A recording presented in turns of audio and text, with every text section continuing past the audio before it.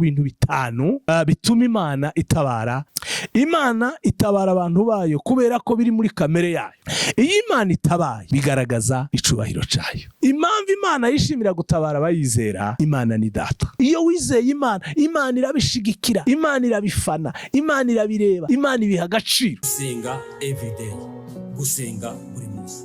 Nusenga uzanesha, nunanigwa gusenga uzaneshwa. Senga. Reka ngusuhuze inshuti ya Gusenga everyday, nizere ko mumeze neza mu bisozo muri kumwe nanjye Manakiza Edouard, abari mu Rwanda, Shalom abari mu Burundi, Shalom abari muri Congo, abari muri za Kenya, Uganda, Mozambique, Afrika y'Epfo, abantu wese mudukurikira mu muherere mu gihugu muri Afrika, mwese tubaha ikaze kuri Gusenga everyday, tubabwira ngo Imana ibaho umugisha ariko mugabane wa Aziya gukurikirana ibiganiro byacu, Imana ibaho umugisha ariko mugabane w'Uburayi mu gukurikirana ibiganiro byacu, Imana ibaho umugisha ariko mugabane wa Amerika ndetse na za Canada, mwese Imana ibaho umugisha kubwo guhitamo ibiganiro bya Gusenga everyday ku mugabane wa Australia. Imana iba mugisha kubwo guhitamo ibiganiro byacu kuma kuri kamera za Gusenga every, turi kumwe n'umukozi w'Imana bwa mbere agaragaye Gusenga everyday. Umukozi w'Imana uraho neza? Amakuru yanyu? Turaho, turashima Imana. Hari umuntu ashobora kuba kubonye ubwa mbere uyu munsi nubwo utagaragaye kuri Gusenga every, twagusaba ngo wibwire abantu bagukurikiye. Murakoze cyane. Reka dutangire tubashimira mwene data umukozi w'Imana kuri iki kinyamakuru cya Gusenga everyday. Dushimiye Imana cyane ko twongeye kuboneka hano hantu kugira ngo tubashe kuganira namwe amagambo y'Imana. Turabizi neza ko ijambo ry'Imana ari igisubizo ku bibazo byose duhura nabyo muri ubu buzima. Wari udusabye kubibwira abataratumenya. Nitwa Pasiteri Revera Pasiteri Munyamahoro Jonas, mbarizwa hano i Kigali, ndi umukozi w'Imana. Imana ibaho umugisha cyane. Muhatangira musenga Imana. Data, mu izina rya Yesu turagushimiye, twongeye kuzamura icubahiro cyawe muri iki gitondo. Tugushimiye umunsi mwiza turemeye kugira ngo tubemo tugushima. Tugushimiye umwanya mwiza tuboneye kuganira na bene data bari hirya no hino ku isi ijambo ryawe. Ijambo ryawe ni ukuri, ijambo ryawe ni imbaraga, ijambo ryawe ni umuti, ijambo ryawe ni itabaza rimurikira ibirenge byacu. Ukomeze kurihagararira, abaryumva bose bahabwa umugisha kandi ritanga impinduka, kuko nico cyariza, nico cyatumye rituma mu isi. Urakoze gukomeza kubana natwe kandi ukatugirira neza muri byose. Tubisenze mu izina rya Yesu, amen. Amen. Reka mwese abantu mukwenda ibintu byacu tubaha ikaze, mutera agatebe mwicare mwige ijambo ry'Imana. Ndabatuye gose umukozi w'Imana gikwaganiriza kandi muri busubizwa. Imana ibaho umugisha. Pastor kaze. Urakoze cyane. Reka dutangire dusoma amagambo y'Imana dusanga mu rwandiko rwandikiwe Abaheburayo. Ni igice cya 11, turahera ku murongo waho wa 6. Bibiliya iravuga ngo ariko utizera ntibishoboka ko ayinezeza, kuko uwegera Imana wese akwiye kwizera yuko iriho ikagororera abayishaka. Amen. Nshuti zanjye bene data bavandimwe muri Kristo Yesu, twongeye kubasuhuza tunabaha ikaze mu ijambo ry'Imana tugiye kuganira ku nsanganyamatsiko ivuga ngo Imana yishimira gutabara abayizera. Imana yacu dusenga twizera yishimira gutabara abantu bayizera. Iyo niyo nsanganyamatsiko tugiye kuganiraho. Turavuga amagambo wenda atandukanye, tuvuge n'ibice byinshi dusanga mu ijambo ry'Imana, ariko icyo kintu ugifate mu mutwe wawe, ucyumve rwose niyo message dufite ya kino gitondo. Mbere yuko tuvuga amagambo mu buryo bw'ingingo ziyagize, ndagira ngo tubanze dusobanure ese kwizera niki. Kwizera Bibiliya itanga inyito yako cyangwa se definition ivuga ngo kwizera ni ukumenya ukuyemo gushidikanya. Bibiliya iravuga ngo kwizera ni ukumenya rwose ibyiringirwa udashidikanya kuko bitazaba, kandi niko kuduhamiriza ibyo tutareba ko ari ukuri. Bibiliya ikavuga ngo icyatumye abantu bakera Imana ibashima, ikabarata, ikabavuga, ikabashyigikira, ikabamamaza, nta kindi byashingiye kuko bari bayizeye. Mu yandi magambo, iyo umuntu yizeye Imana rero ni ukuvuga ngo abadekaraye urugamba ku mugaragaro na Satani.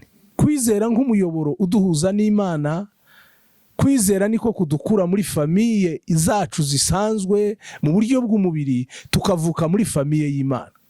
Ntabwo biba bivuze ko dutandukanye n'imiryango yacu, ariko iyo twizeye Kristo nk'umwami n'umukiza wacu tuba tuvuye ahantu, tuba tugiye ahandi. Niyo mpamvu Bibiliya ivuga ngo abizeye Imana bavuye mu rupfu bamaze kujya mu bugingo.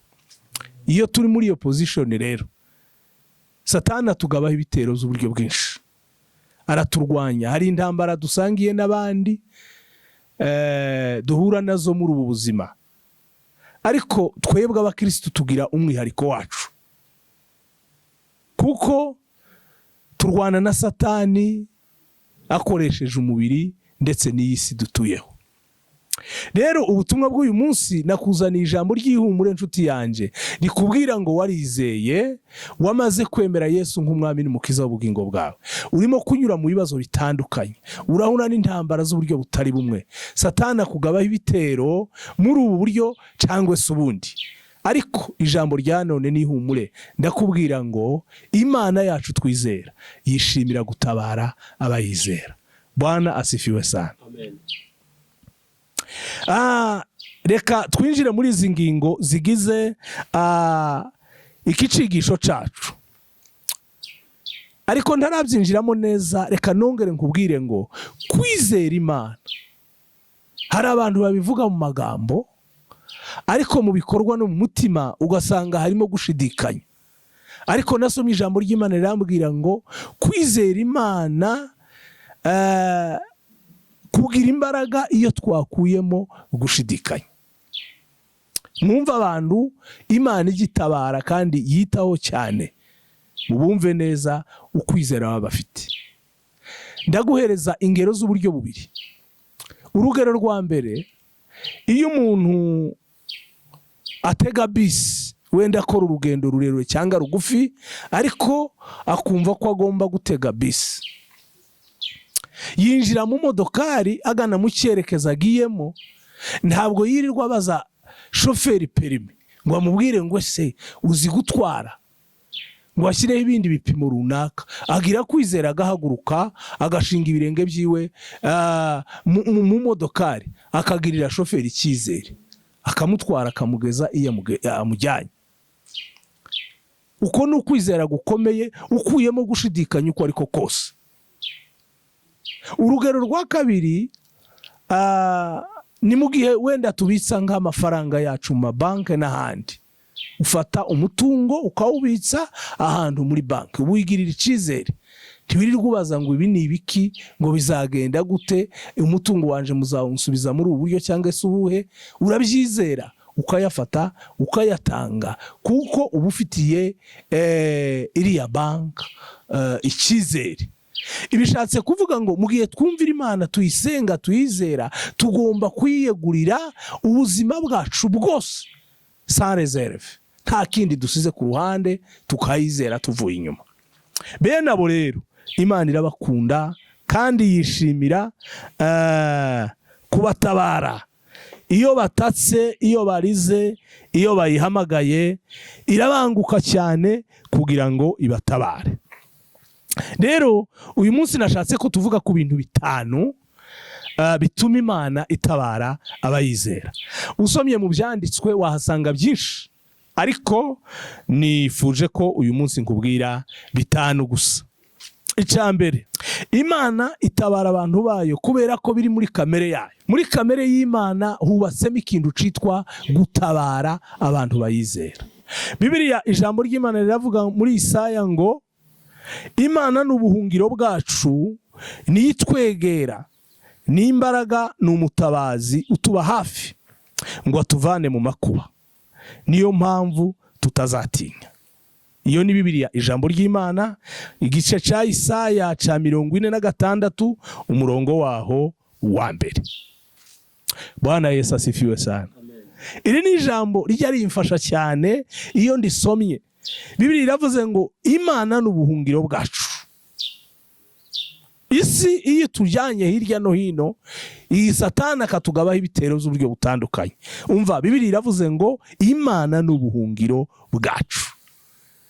Hari igihe duhura n'intambara n'ibibazo, ugahungira ku bantu, ugahungira ku bakomeye, ukibaza kuja hirya no hino mu bantu utekereza ko bashobora kubona kuguha ubuhungiro.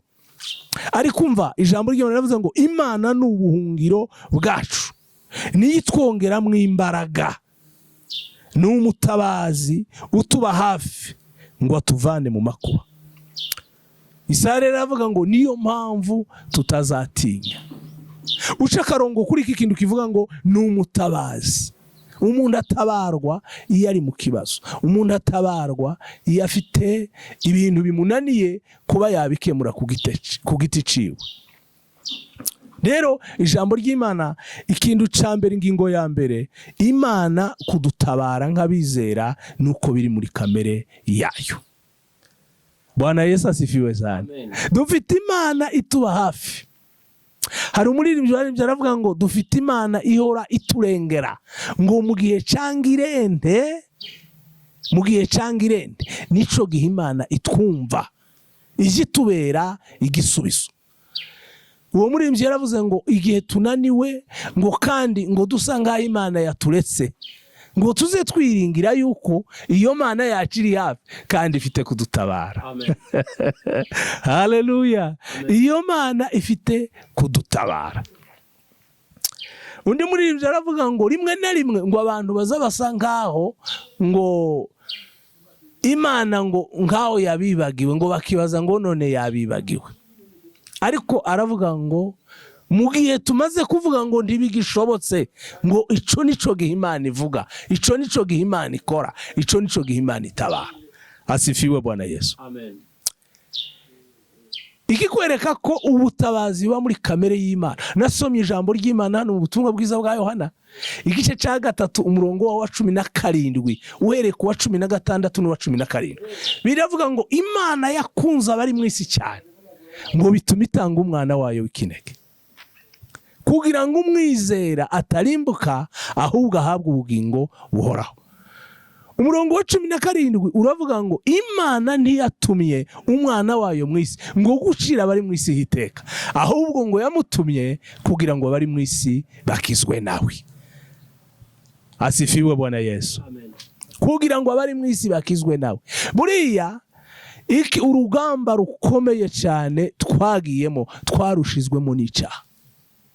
Ariko Imana kubw'urukundo rwayo na kamere iyibamo yo gutabara, iradutekereza, yumva ko ari ngombwa gutuma umwana wayo kugira ngo aze kuducungura. Hari umuririmbyi waririmbye aravuga ngo nari narazimiriye mu byaha, ngo ndimbata ishari n'inzangano, ngo kandi umunsi w'amateka narawutinyaga, ariko ngo Yesu ankirisha amaraso yiwe ku musaraba. Ubwo ni ubutabazi bukomeye Imana yacu yagaragaje. Ibindi byose biza bishamikiye aho ngaho. Imana rero ni umutabazi, gutabara biri muri kamere yayo. Reka nguhe runo rugero Bibiliya itubwira. Ibice 3 umurongo wa mbere ukageza ku wa 12 mu gitabo c'ubuhanuzi Daniyeli, hatubwira inkuru za nibice 6 umurongo wa mbere ugakomeza. Hari amakuru ya Daniyeli ukuntu yatawe mu rwobo rw'intare. Aha yarakubwe, yari mu kaga, yari mu bibazo, ariko akomeza kwizera Imana, akomeza kwiringira Imana, akomeza kuvuga Imana, akomeza gushaka mu maso y'Imana, akomeza kwatura Imana, akomeza kuvuga Imana. Bibiliya iravuga neza ngo nubwo byageze igihe ko bamushira muri urwo rwobo, intare ntaco zamutwaye, intare zaratinye. Imana yo mu ijuru yaramanutse iramutabara, imukura muri kariya kaga, muri ariya makuba. Shuti yanje, ibibazo uri munyuramo muri iki gihe simbizi, ariko umva nkubwirira ijambo ry'ihumure. Ya Mana yatabaye Daniyeli niyo Mana yawe uyu munsi, niyo Mana yacu. Bibiliya irambwira ngo ntihinduka, turaza kubireba, ntigira n'ishusho yo guhinduka, niyo kwizerwa. Uyu munsi nta ntare wenda zifatika zigaragara ubona ziri inyuma yawe, ariko biriya bibazo bikugose ni ibibazo bigoye, dushobora kwifata muri uwo mwanya w'intare. Ariko umva ngubwire, ya Mana yacu iracafite umugambi wo gutabara. Ingingo ya kabiri ituma Imana idutabara cyangwa yishimira gutabara abayizera. Iyo Imana itabaye bigaragaza icubahiro cyayo. Tuvuge amina. Iyo Imana itabaye bituma icubahiro cyayo kigaragara. Zaburi ya 50 umurongo wa 15 biravuga ngo unyambaze ku munsi w'amakuba n'uw'ibyago, nzagutabara nawe uzampimbaza. Buriya mu bintu Imana ikunda Bibiliya izimbwira ni icubahiro cyayo. Bibiliya iravuga ngo icubahiro canje nta wundi nzagiha.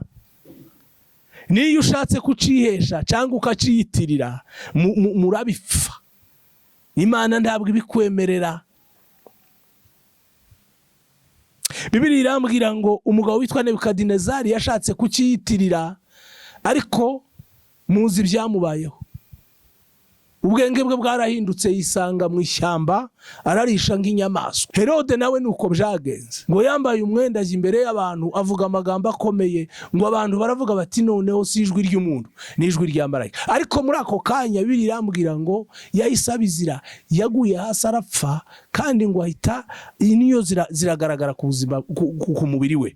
Rero icubahiro c'Imana, Imana iragikunda, ije dutabara kugira ngo icubahiro cyayo kigaragare. Bibiliya yavuze ngo unambaze ku munsi w'amakuba n'uw'ibyago, nanje nzagutabara maze nawe umpimbaze.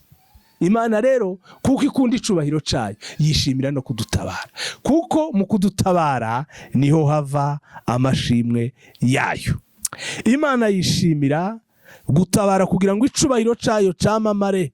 Umunsi Imana itabara bariya basore batatu bariya bari hariya i Babuloni, Meshake, Shedrake na Abedenego, Bibiliya irambwira ngo Nebukadinezari igice ca 3 umurongo wa 28 ukageza ku wa 29. Bibiliya iravuga ngo umugabo ngo yaje kwitegereza abonye ntacu umuriro wabatwaye.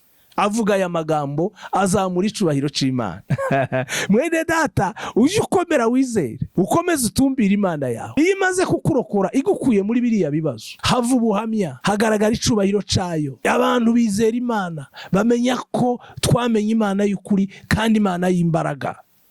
Bibiliya iravuga aho muri ico gice haravuga ngo Imana y'abasaduraka na Meshake na Abedenego ngo ihimbazwe, ngo yohereje marayika wayo arabarinda, ngo kuko bigurukije itegeko ry'umwami, ngo bemera guhara amagara yabo kugira ngo batagira iyindi mana basenga atari Imana yabo. Haleluya. Umugabo w'umupagani Nebukadinezari abonye ivy'Imana ikoze ngo ayizamurira icubahiro, amenya ko Imana ifite imbaraga, amenya ko Imana ikora imirimo n'ibitangaza. Mwene data, komera usenge, komera urebe Imana, izera Imana yawe. Imana nayo ifite uruhare, ibifitemo n'umugabane, ibifitemo n'inyungu, kuko harimo icubahiro cyayo. Iyo itabaye icubahiro cyayo kiragaragara. Ingingo ya 3 twihuse, impamvu Imana yishimira gutabara abayizera. Imana ni data. Asifiwe Bwana Yesu. Imana ni data. Ubutumwa bwiza bwa Matayo igice ca 7 umurongo wa 11, Bibiliya irambwira ngo turi babi ngo ariko tuzi guha abana bacu ibyiza, ngo twebwe nidusaba data wo mu ijuru nawe ntazaduha ku mwuka wera. Umwuka wera rero ni imbaraga, ni igisubizo cy'ibibazo byinshi duhura nabyo muri ubu buzima. Muri kamere yacu nk'abantu turi abanyantege, turi babi, ntago turi beza, ariko no muri iyo mico yacu n'iyo miterere yacu twishimira kugirira abana bacu neza, kuko muri twe harimo imbabazi za kibyeyi. Imana iri hejuru yabyo. Imana ifite urukundo rurenze, kuko Imana ubwayo ni urukundo. Imana yishimira kudutabara kuko ari data. Bibiliya iratubwira ngo muri twe harimo umwuka wayo. Rero Imana nka data harimo imbabazi, harimo impuhwe, harimo urukundo, harimo kutuzirikana uko bukeye n'uko bwije. Tekereza nawe nk'umubyeyi uko urutekereza ku bana bawe. Imana nuko niko itureba. Hari umuririmbyi waririmbye aravuga ngo nzajya muharira byose ngo kuko ngo nzi ndabizi neza, ngo aje amara agahinda mbabaye, kandi ngo iyo ndize aje ndeba ngo afite imbabazi. iyo mbaye n'umunyantege nke ngo azarushaho kumpa imbaraga ngo nkishime. Muri twe harimo umwuka ujya utaka ukavuga ngo aba, bivuga ngo data. Iyo tuvuze muri iryo jwi nawe arihuta akamanuka n'imbabazi nyinshi akishimira kutwumva no kudutabara. Bibiliya iravuga hariya mu butumwa bwiza bwa Luka igice cya 15 uzahasanga inkuru z'umwana w'ikirara ngo yagiye kure ajya mu bintu byinshi, ararorongotana, afata umutungo ngo arawaya, akoresha ibintu nabi, ngo aza kwisanga ari ahantu habi mu kaga gakomeye cyane. Ariko aza ngo kugira ayandi mahirwe, ngo yisubiramo aritekereza, ngo aravuga ngo nubwo nahemukiye Imana yo mu ijuru ngahemukira n'umubyeyi wanjye, ngo ariko nanone kwa data ngo hari abakozi, hari n'ibiryo ngo bararya kandi bagasigaza, atahari wenda nasubirayo ashobora kunakira. Bibiliya iravuga ngo umwana amaze gufata ico cemezo ngo ahindukiye, ngo agitunguka aturutse kure cyane, ise ngo yarangije kumubabarira. Ngo yaramwakiriye, amugirira neza, bamwambika imyenda, kandi ngo bakora ifete nini cyane ikomeye kubw'umwana we yari yongeye kubona. Uko niko Imana izitugirira impuhwe, uko niko Imana idutabara, uko niko Imana yishimira kutugirira neza mu gihe cyose tuyizeye, mu gihe cyose tuyigarukiye. Ni Imana rero idutabara mu bihe bisa n'ibyo. Imana ni data, ifite kamere y'ububyeyi, niyo mpamvu yishimira kudutabara. Ingingo ya 4, kwizera Imana.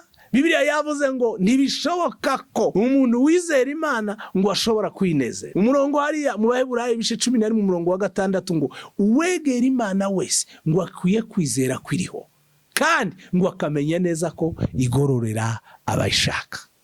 Reka ngubwire kuri iyi ngingo ya 4, kwizera kujya kunezeza Imana. Tuvuge amina. Dukunda gusenga, ntago tugiye kubyiratana, ariko kandi twabivuga. Hari ibintu byinshi nabonye Imana yagiye ikora. Twasengeye abantu batandukanye, Imana ikora imirimo y'uburyo bukomeye kandi tubireba n'amaso yacu. Ibyo bintu rero iyo bibayeho, Imana iramamara, natwe nk'abayizera turushaho kumva dukomeye kandi tukayizamurira icubahiro. Reka ngubwire mwene data, iki jambo ry'Imana rivuga cyose ni ukuri, ariko ikibazo tugira nk'abantu ntabwo cyo twizera ngo tumenye ko icyo Imana ivuze ari ukuri.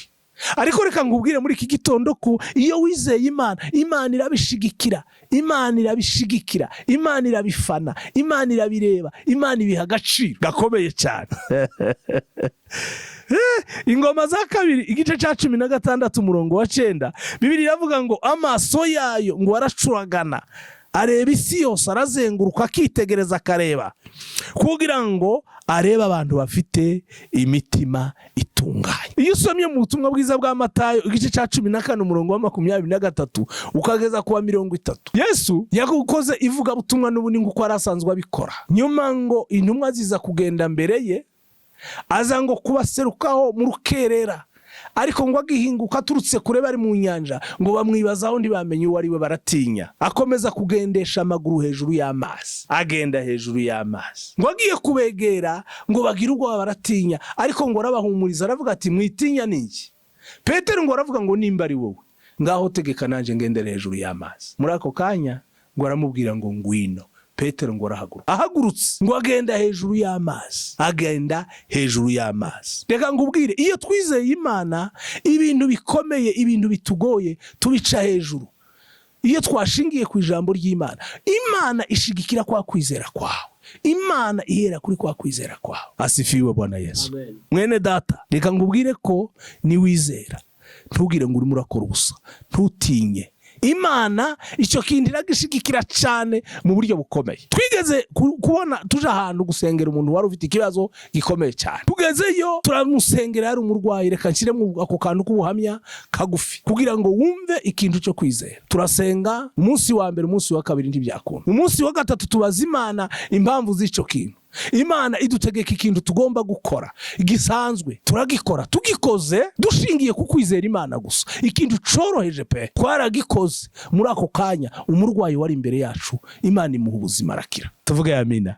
Imana Imana ishigikira kwizera ku buryo bukomeye, kandi kwizera burya gusaba igikorwa. Tera intambwe yo kwizera icyo Imana ivuze ukagishira mu bikorwa, Imana irumva ikagishigikira. Cya gatanu nzoza, reka ngumenyeshe ko Imana yishimira gutabara, kuko isezerano ryayo ridahinduka. Isezerano ryayo ntirijya rihinduka.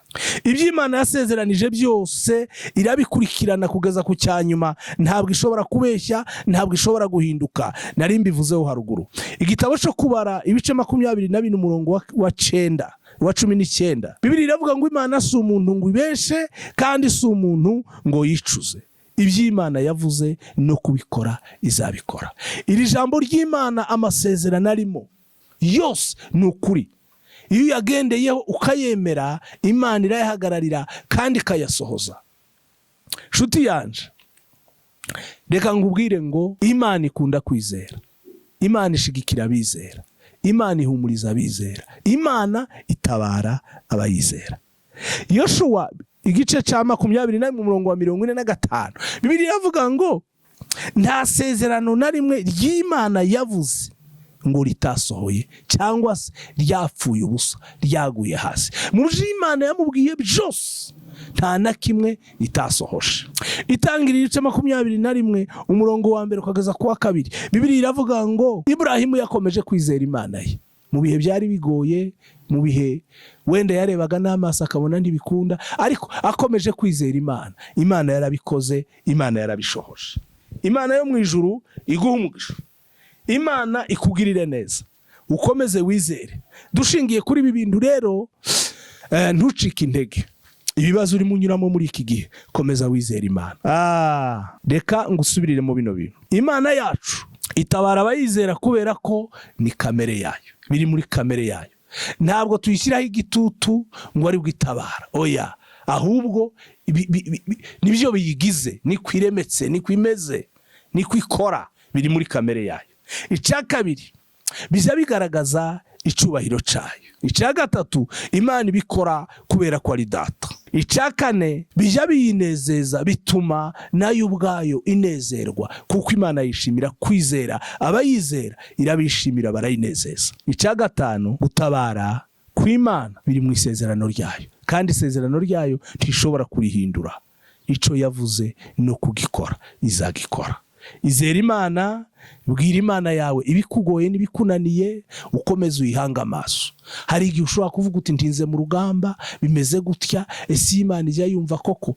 Ukumva n'amagambo y'abantu ku ruhande, abantu bakaza bakaguca intege, bakakubwira ibintu byananiranye, ariko ayo majwi ntukayumve. Komeza gutumbira Imana, wizera Imana yawe yo mu ijuru, ni Imana ikomeye. Reka nkubwire bino bintu bine ugomba kubahiriza kugira ngo ubone igisubizo cy'amasengesho yawe. Ijambo rya mbere ni ukwizera Imana. Asifiwe Bwana Yesu. Ni ukwizera Imana. Ubutumwa bwiza bwa Mariko igice cya 11 umurongo wa 24, ayo magambo ni meza cyane, uze kuyasoma. Bibiliya iravuga ngo nimusenga ngo muze mwizera kuko Imana yumvise ico muyisabye, ngo kandi ngo mutegereze muzakibona. Icya kabiri ugomba gukora ni ukubwira Imana. Yeremiya ibice 33 umurongo wa 3 iravuga ngo, Bibiliya iravuga ngo untabaze ndagutabara, nkwereka ibikomeye binaniranye.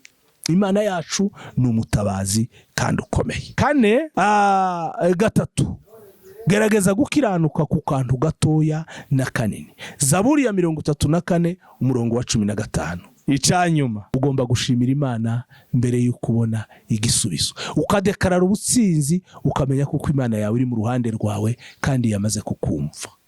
Imana iguha umugisha, kandi Imana ikomeze kukugirira neza, ukomeze kuyizera, we gucika intege, we kunanirwa. Imana yacu yishimira gutabara abayizera.